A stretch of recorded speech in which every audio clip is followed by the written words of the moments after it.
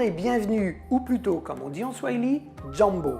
À l'occasion du Festival du Roi Lion et de la Jungle, découvrons comment l'Afrique est représentée au parc Disneyland. La représentation la plus charmante de l'Afrique au parc Disneyland est sans conteste dans It's a Small World à Fantasyland. Mais c'est évidemment à Adventureland que ce continent est le plus largement représenté. Aujourd'hui, explorons ce land depuis la girafe curieuse jusqu'à Indiana Jones Adventure Outpost, en passant par le Café de la Brousse, Cool Post et le restaurant Hakuna Matata. L'architecture choisie pour représenter ce vaste continent est un mélange de différentes influences d'Afrique centrale et d'Afrique occidentale. Les toits en chaume proviennent d'une région, alors que les motifs géométriques sont un clin d'œil stylisé à une autre partie du continent. L'entraînante musique d'ambiance est très représentative de l'héritage culturel de cette partie du monde.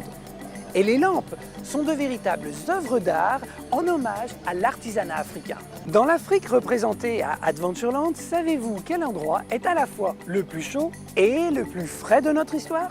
C'est Cool Post, un centre de distribution de boissons fraîches. On y trouve tout le matériel pour les livreurs et les caisses prêtes à être expédiées aux quatre coins du monde.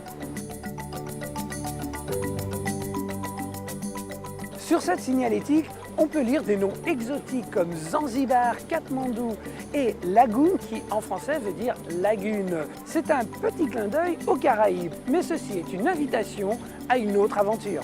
Mais restons en Afrique, où l'endroit le plus relaxant est cette oasis représentée par le Café de la Brousse. Intéressons-nous maintenant à la boutique Indiana Jones Adventure Outpost. La référence au célèbre archéologue nous laisse penser qu'il vient ici entre deux de ses expéditions.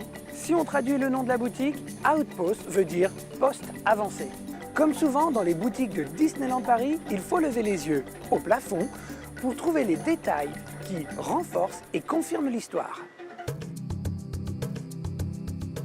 Fort de tous les symboles que nous avons déjà vus, le bâtiment du restaurant Hakuna Matata possède une magnifique toiture en chaume et des motifs géométriques. Il y a également cette structure que beaucoup prennent pour un château d'eau alors que c'est un réservoir à grains. Ce qui n'est pas dur à comprendre par contre, c'est la référence au film et au personnage du Roi Lion avec le nom du restaurant, Hakuna Matata. Cette célèbre chanson du classique Disney de 1994 signifie en swahili « pas de souci ». Elle est chantée au moment où Timon et Pumba ont trouvé le jeune Simba dans le désert et le ramènent dans une oasis pour le nourrir. Cet établissement représente cette séquence. Les ailes du restaurant portent les noms du suricate et du phacochère, Terrasse Timon et Place Pumba. À propos du Roi Lion, savez-vous que la plupart des noms des personnages veut dire quelque chose en swahili? Simba veut dire lion, Rafiki veut dire ami, et même si Pumba veut dire étourdi, Timon n'a aucune signification en swahili.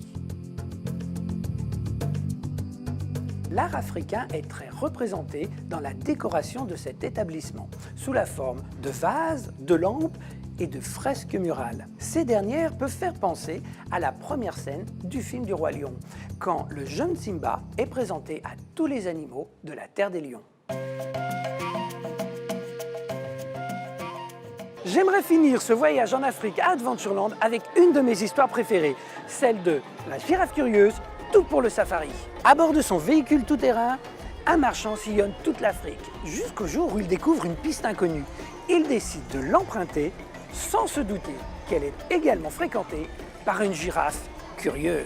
Si curieuse qu'elle reste au milieu de la piste pour admirer son véhicule. Afin d'éviter de l'écraser, il est obligé de braquer et il a un accident avec ce réverbère.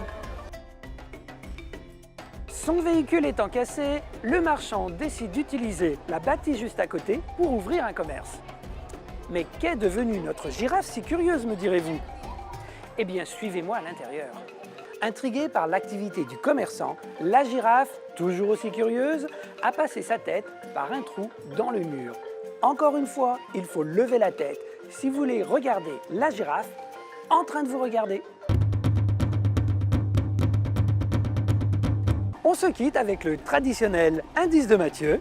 Merci de votre fidélité et Hakuna Matata!